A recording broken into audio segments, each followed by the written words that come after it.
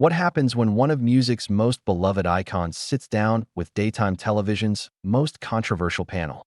You won't believe what unfolds when Janet Jackson faces off against The View hosts in what starts as a routine promotional interview, but quickly spirals into television's most explosive confrontation of the year.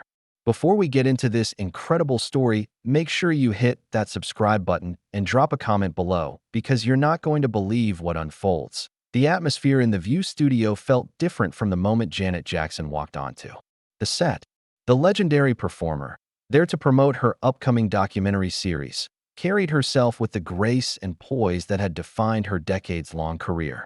But beneath the polished exterior of daytime television's most-watched talk show, tensions were already simmering that would soon boil over into an unprecedented on-air meltdown. As Janet settled into her chair, the hosts exchanged glances that viewers at home couldn't quite read. Whoopi Goldberg, sitting at the head of the table, had that look in her eyes that regular viewers knew meant trouble was brewing. Joy Behar was practically vibrating with an energy that suggested she had been waiting for this moment all morning. Sunny Hostin sat rigid, her legal background evident in the way she was already formulating her attack strategy. Sarah Haynes tried to maintain her usual bubbly demeanor, but even she seemed to sense that this interview was about to take a turn that nobody had planned for. The opening pleasantries felt forced, almost performative. Janet spoke warmly about her upcoming projects, her voice carrying that familiar warmth that had endeared her to millions of fans worldwide. But the hosts weren't really listening. They were waiting for their moment to pounce on the real reason they had invited her on the show. It wasn't about her music, her legacy, or even her documentary. They had an agenda, and Janet Jackson was about to find herself in the crosshairs of The View's notorious political machine.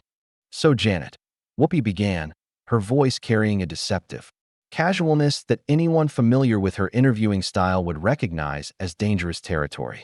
We've been talking a lot lately about artists and their responsibility to speak out on social issues. Your brother Michael, your family, you've all been in the spotlight for decades. Don't you think celebrities have an obligation to use their platforms more responsibly? The question landed like a grenade in what had been, up until that moment, a relatively peaceful conversation. Janet's smile flickered for just a fraction of a second, but she maintained her composure. I've always believed that artists should be authentic to themselves and their beliefs, she replied carefully. I've spoken out on issues that matter to me throughout my career, from social justice to women's rights. Joy Behar leaned forward, sensing blood in the water. But have you really, though? I mean, we've seen so many artists lately who claim to be activists, but then stay silent when it really matters. Like, where were you during the last election? We didn't hear much from you when democracy was literally on the line. The accusation hung in the air like a toxic cloud. Janet's publicist, sitting just off camera, shifted uncomfortably in her chair. This wasn't what they had been told the interview would focus on. This was supposed to be about Janet's artistic journey, her personal growth, her upcoming projects. Instead, the View hosts were treating her like a defendant in their personal courtroom of public opinion. I prefer to let my art speak for itself, Janet responded, her voice still measured but with a slight edge creeping in. I've been making music with messages for over 4 decades. Songs like Rhythm Nation, That's the Way Love Goes, Together Again. These weren't just entertainment. They were statements about unity, about healing, about bringing people together. Sunny Hostin jumped in with the precision of a prosecutor delivering a closing argument. But unity with who exactly? Because it seems like when push comes to shove, when the country was facing real threats to democracy, to voting rights, to women's reproductive freedom, we didn't see Janet Jackson on the front lines. We saw a lot of other artists stepping up, putting their careers on the line. But you seemed to stay pretty quiet. The studio audience, which had been warmly receptive when Janet first walked out, was now sitting in uncomfortable silence. You could feel the energy in the room shifting, becoming charged with a tension that made everyone present aware they were witnessing something unprecedented. This wasn't an interview anymore. This was an ambush. Janet's jaw tightened almost imperceptibly. Her hands, which had been relaxed in her lap, now gripped the arms of her chair. I think there's a difference between being performatively political and genuinely caring about issues, she said, her voice taking on a steel that longtime fans would recognize.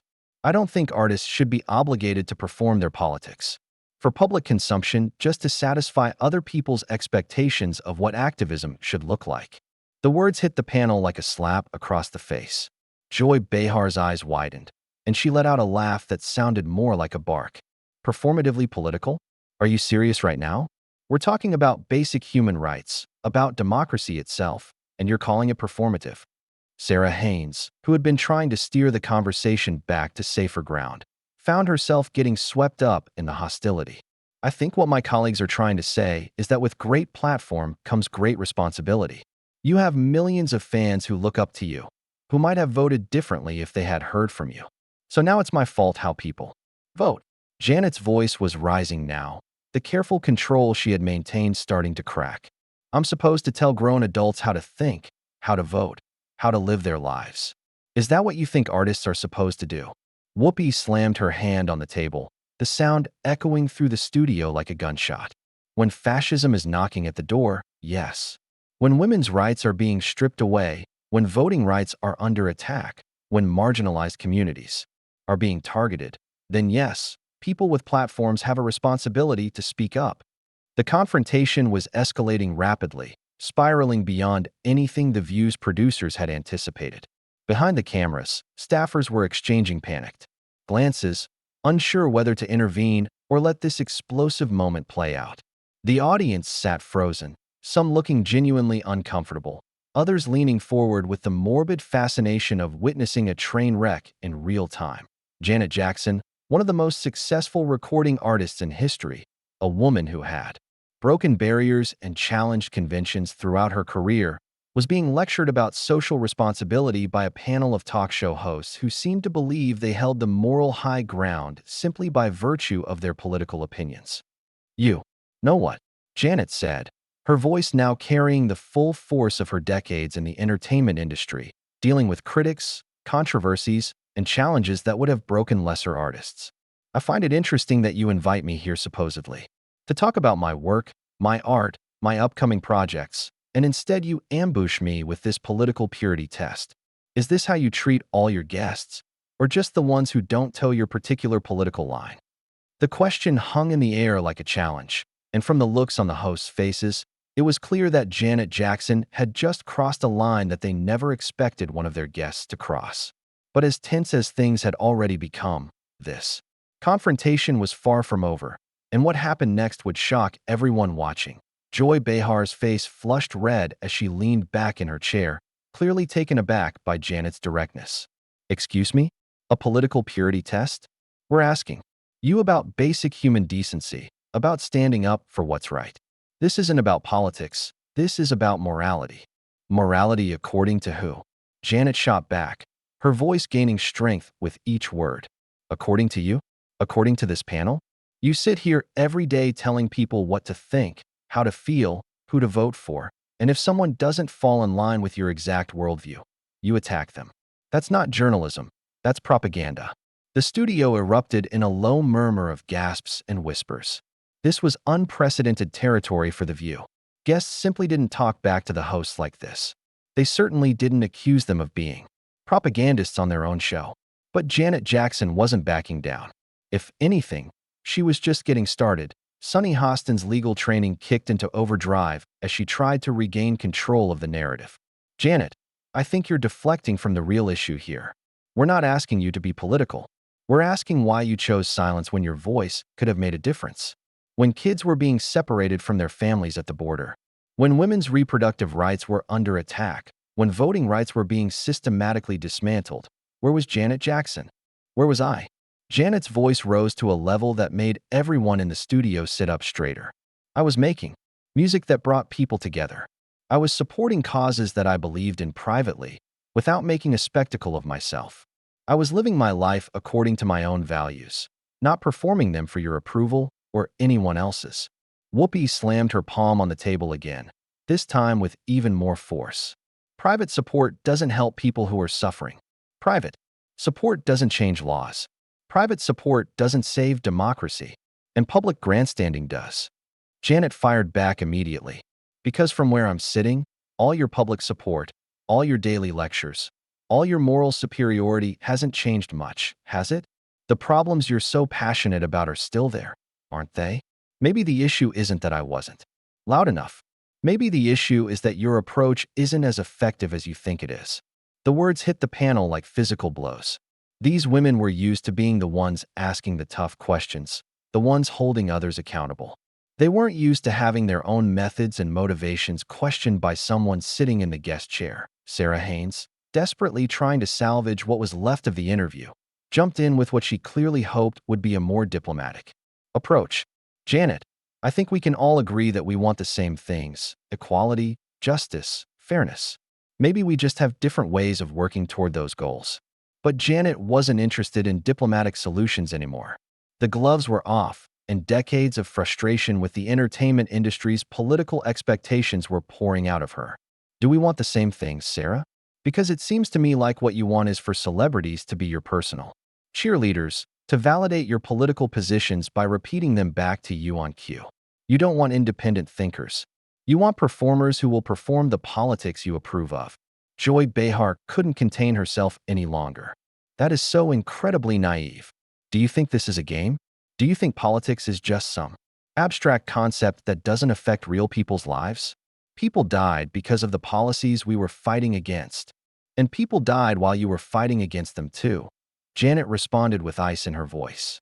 So maybe your fighting isn't as effective as you think it is. Maybe instead of attacking artists for not being political enough, you should be asking why your own political activism has been so unsuccessful. The studio fell into a stunned silence. The audience looked shell-shocked. The hosts looked like they had been physically struck. This was supposed to be their domain, their turf, their rules.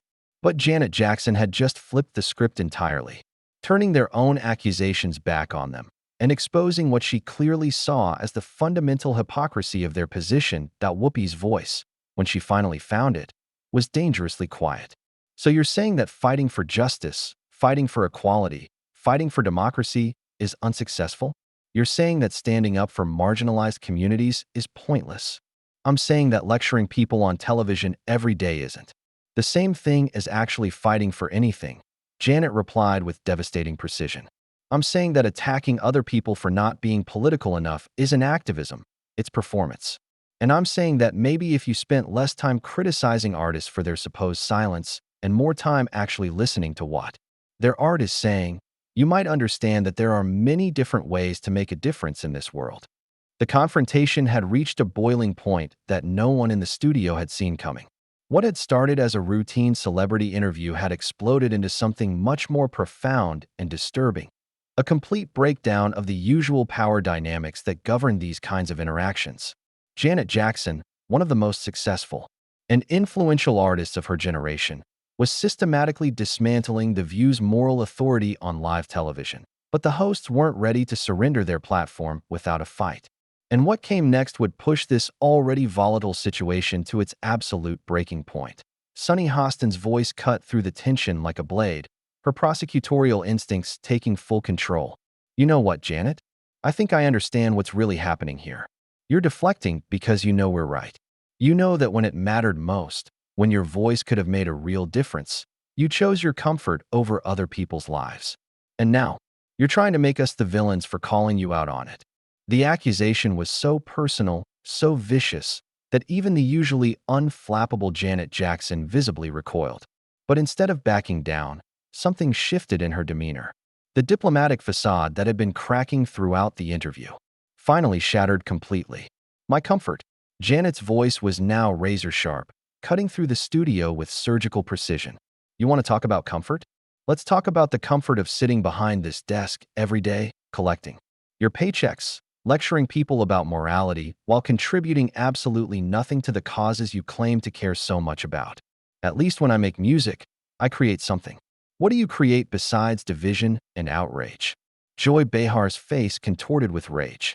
We inform people. We educate. We fight for democracy every single day. You fight for ratings every single day. Janet corrected with devastating calm. You manufacture outrage for profit. You turn every issue into a performance, every tragedy into content for your show. And then you have the audacity to lecture artists about using their platforms responsibly? Look in a mirror. The words landed like bombs.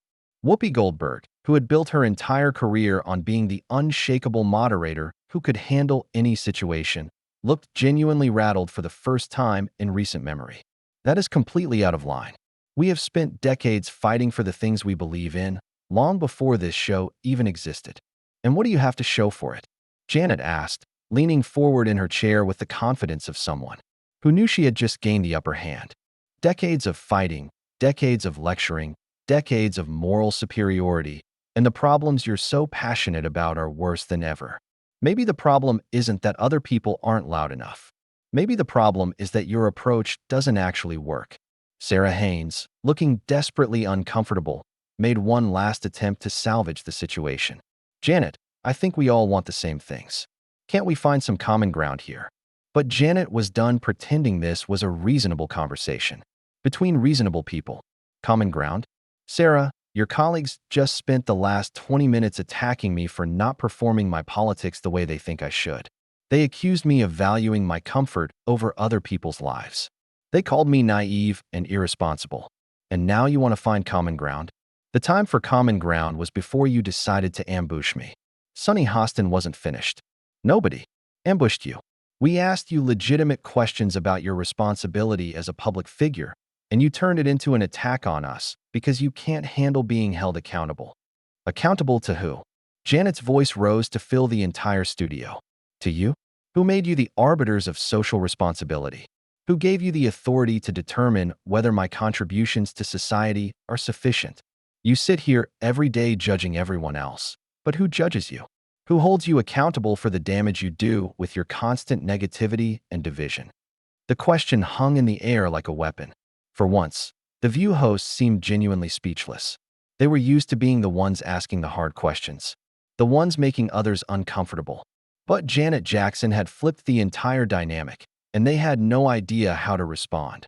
Whoopi, clearly struggling to regain control of her own show, tried one more time. Janet, this is exactly the kind of divisive rhetoric that divisive.